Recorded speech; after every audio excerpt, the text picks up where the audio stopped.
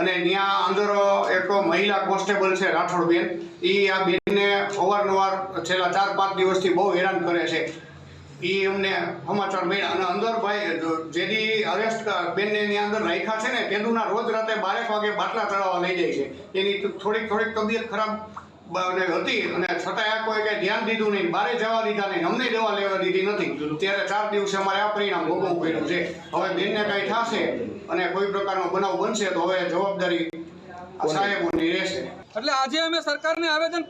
પત્ર આપીને ધ્યાન દોર્યું છે કે આ બેનની સામે રાજેશ્રીબેન વાળાનું પોલીસ વાળા હોય તો એનું એફઆઈઆરમાં નામ દાખલ કરવામાં આવે, એમને સસ્પેન્ડ કરવામાં આવે અને અમરેલીના એસપી સંજય ખરાત સાહેબ અને એએસપી જયવીર ગઢવી સાહેબ જો તપાસ ઢીલી રાખે તો એની સામે એટ્રોસિટીની કલમ 4 હેઠળ પરમિશન આપવામાં આવે અને Gujarat state police complaint authority સમક્ષ એમની સામે ખાતાકીય કાર્યવાહી કરવામાં આવે અને જો નહીં કરવામાં આવે તો ટૂંક સમયમાં ગુજરાતભરનો અનુજાતિ સમાજ અમરેલી કલેક્ટર સામે પ્રતિક ઉપવાસ, અનશન અને આત્મવિલોપનનો કાર્યક્રમ જાહેર કરશે અને ઉગ્ર આંદોલન કરશે.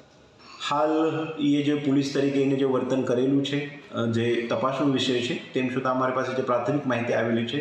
જે રીતના આક્ષેપ થયેલા છે તે પોલીસ ખાતા માટે બિલકુલ વાજબી નથી, છાજે તેમ નથી, જેથી કરીને અમે એના વિરુદ્ધ એક ડિપાર્ટમેન્ટલ એક્શન પણ લેવાનું નક્કી કરેલું છે અને તે મુજબ અમે ડિપાર્ટમેન્ટલ એક્શન